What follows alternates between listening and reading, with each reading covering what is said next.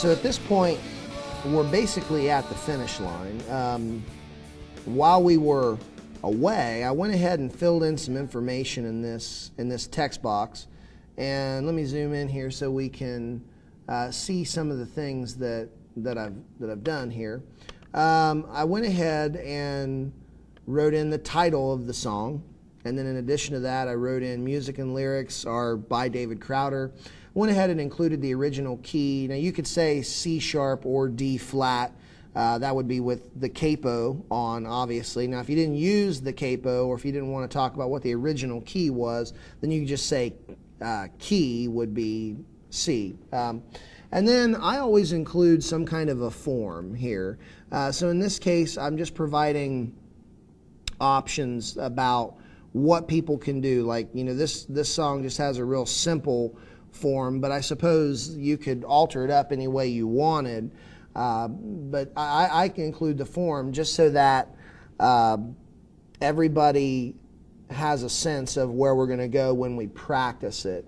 And a lot of the members in our praise band at church, they just know that when we're practicing a song, we're going to follow that form.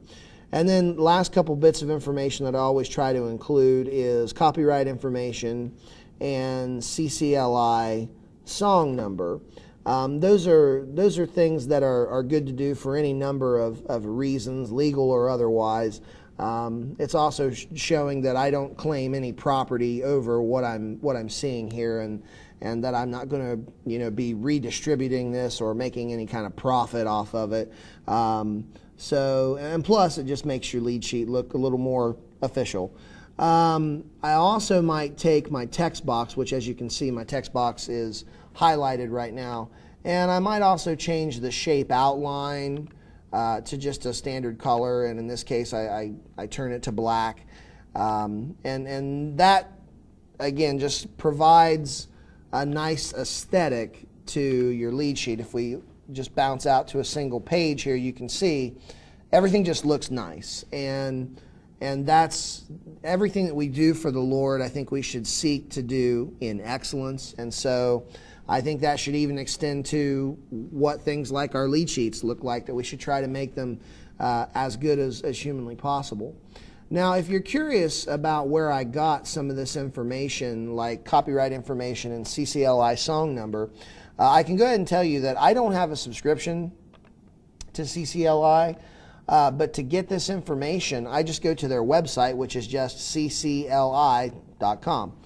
And when you get there, you're going to see all kinds of information on the page, but we're going to be scrolling down on the right-hand side of the page to find a song search area, and it's right over here. And we're going to go down, and rather than selecting catalog or copyright owner, because you never know, sometimes the song you're making a lead sheet for, it might be by such and such artist, but they perhaps didn't write it. So in this case, I know that David Crowder did write that song, but it's usually faster to search for the actual song itself. So we're going to type in Everything Glorious, and that's going to bring back, probably a few hits. And we can see right off the bat the very first hit at the top is from David Crowder, so it's the one that we want. So we select that, and we look at all this information that it provides. We've got the CCLI number, which you can just copy and paste into your document. It's got the author of the song, who in this case David Crowder did actually write that song. You've got all your copyright information right here. And you've even got, as you look down, your key. And if you want to ensure that you're getting copyright information for the right song, they usually include a key line. And in this case, I believe that's the first line of the song, "The Day Is Brighter Here With You." And they'll even provide you some themes. So if you're looking to put together a set that's thematic, sometimes CCLI can even help you with stuff like that. So that's where I get all of that information from. So if I go back over here to our lead sheet that we've created, the last thing I need to show you is how do you transpose. And I can go ahead and tell you right up front, there is not an automatic transposition feature in Microsoft Word. Unfortunately, it's not set up for guitarists or with worship bands in mind. But what there is there's a replace function. Okay, and the replace function can kind of act like a transposition feature if you give it the right information.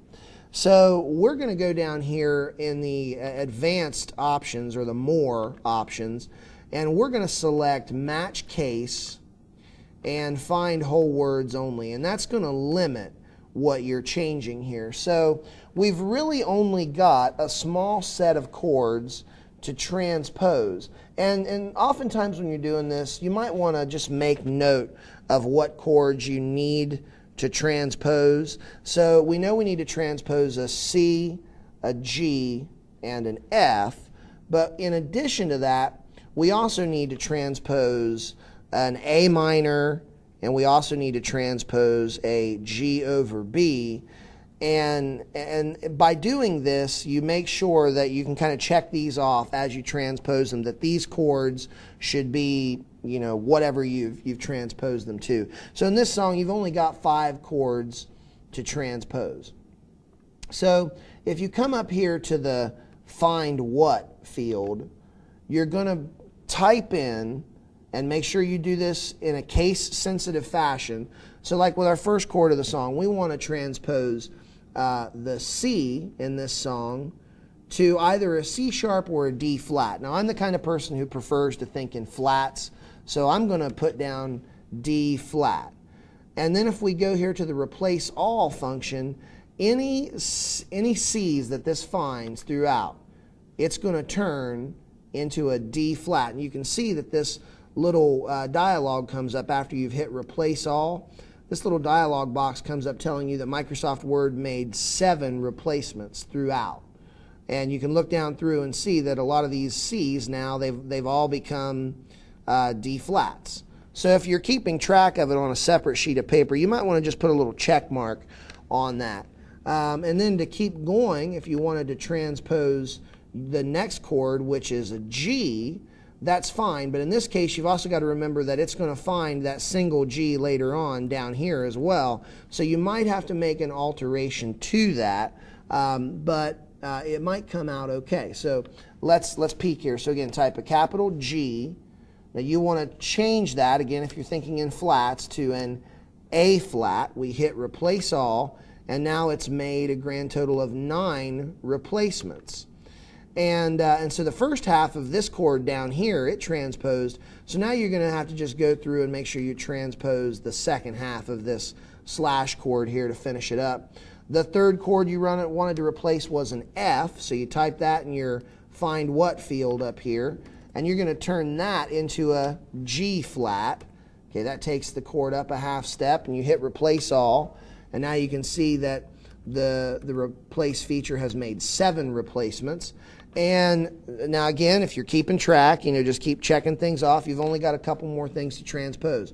Your A minor here, you would type in your A, lowercase m, and then you would change that to a B flat minor. And don't forget to include minor. Sometimes people don't always include chord qualities, and that's important. So you hit that, and you can see that it only made 1 replacement, and it was right here at the beginning of the bridge, and you check that off. And now the only other thing you've got to fix in this is right here is the B.